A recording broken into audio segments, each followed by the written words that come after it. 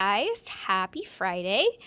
This is going to be our little read aloud for today. Our book is called Little Red Gliding Hood. Kind of sounds like Little Red Riding Hood. I see a wolf on the cover. She does have a red hood. But what do you see on her feet? Ice skates. I bet that's why it's called Little Red Gliding Hood. Here we go. All right. It was winter, and the river winding through the enchanted forest was frozen solid. A girl raced down to the river's edge and laced up her skates. Here she is, lacing up her skates. And then she swizzled and twizzled across the ice. She did fancy figure eights, lovely loops, and willowy waltz jumps. Her spins were superb. Everyone called her Little Red Gliding Hood. Little Red's skates were worn in and worn out. No longer snow white and a little too tight. She frowned at the creases and crumples. Soon she wouldn't be able to use them to skate to Grandma's. She went there every Sunday. Oh, her poor skates got band-aids and scuffs. No more visits with Grandma? Little Red couldn't imagine. She swizzled down the river and saw a flurry of friends gathering beneath a banner. There's the banner. All her friends down there at the bottom. See all their heads?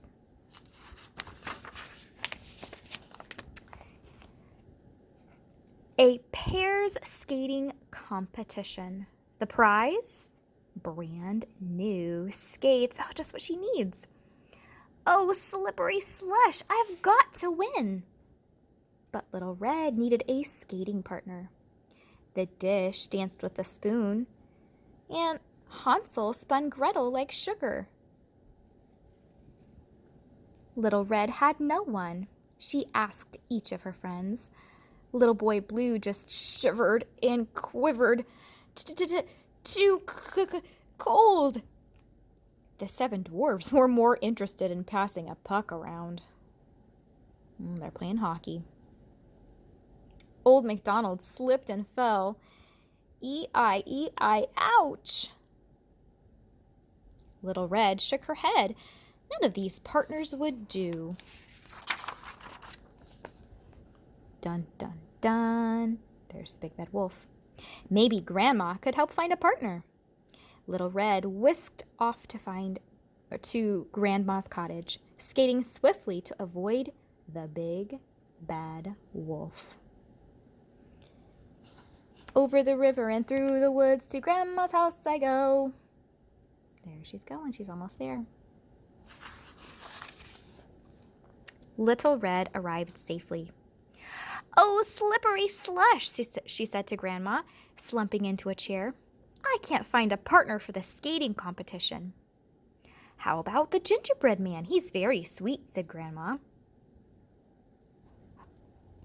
But he's much too fast. I can't catch him, said Little Red. I bet Baby Bear would be just right for you, said Grandma. But Goldilocks thought so first. I know who, said Grandma. The 3 little pigs just moved into the brick house next door. You should ask one of them. Nope, my page is stuck. Go. Oh, there they are. 1, 2, 3 little pigs. So Little Red skated to the pig's door. Little pigs, let me in. Someone tapped Little Red on the shoulder. Excuse me, said the big bad wolf. I think that's my line. Oh dear. Eek! The wolf! Little Red sprinted away. Her worn in, worn out skates began to unravel. Oh no! Hey, glide back here, yelled the wolf, giving chase. He swizzled and twizzled across the ice. Little Red pushed on faster, but her boots were lopsided and loose. Stop! Yelled the wolf. He steered clear of fallen branches with fancy footwork and sly spins in pursuit of Little Red. Uh-oh, Little Red's skate flew off. Oh, slippery slush. Oh dear, there's our skate. The wolf jumped in front of Little Red and caught her. Little Red shivered with fear. Ooh, you're wonderful. The wolf gently put Little Red down. What? You're a super skater, but I was trying to warn you your laces are untied. Oh, Little Red couldn't believe it. This was the big bad wolf? Happens to me all the time, said the wolf. My skates are older than Rip Van Winkle. Little Red stared at his worn-in, worn-out pair, and then she had a great idea. What do you think her idea is? The day of the competition, Little Red arrived early. She laced up her worn-in, worn-out skates, hugged Grandma, and stepped onto the ice. Trumpets blared with a fanfare announcing the official warm-up. But as the competitors swirled and twirled, a dark figure came zooming toward them. A boy cried, "Wolf!" Dun, dun, dun. The wolf frightened Little Miss Muffet away. She bumped Little Jack Horner into the corner. Humpty Dumpty had a great fall. And Jack and Jill came tumbling after. These all sound like nursery rhymes. Do you recognize them? What a mess. Skaters skidded and spilled all over. The old woman who lived in a shoe had so many children on the ice, she didn't know what to do. Little Red got mixed up in the mayhem. Help! She cried. The big bad wolf raced over. He lifted Little Red high. Put Little Red down now, the woodcutter warned, grabbing his axe. Oh, slippery slush, said Little Red. He's my partner. The crowd was stunned. It got so quiet you could hear the ice freeze.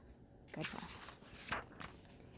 All the king's horses and all the king's men put the competition together again.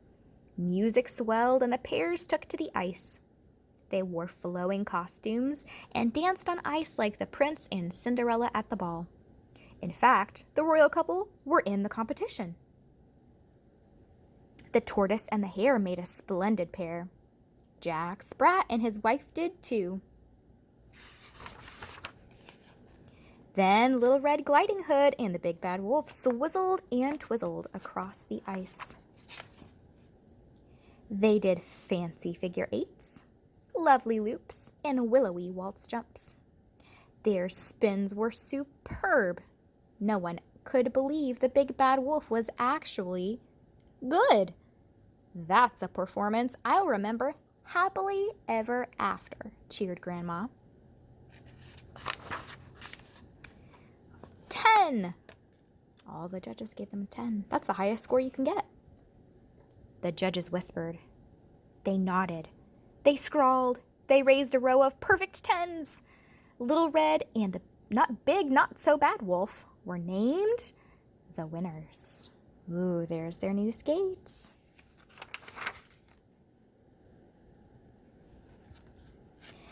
Oh my, what big skates you have, said Little Red. The wolf flashed a toothy grin. All the better to glide with you, my dear. The end. I hope you liked our story. I can't wait to see you guys on Monday. Bye, guys.